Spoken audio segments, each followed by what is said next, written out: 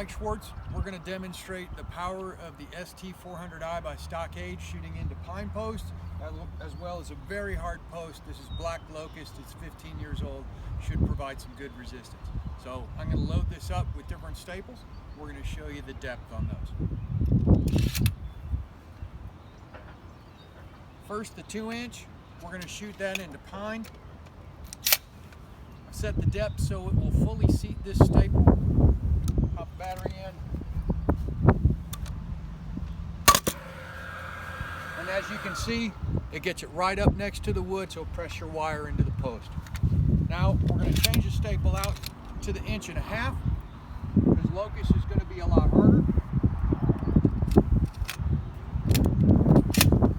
Keeping the depth setting the same, we're going to push this into a locust post. As you can see, it went in a little over 1 inch, leaves you a nice gap into this really rock solid piece of wood. StockAde 400i.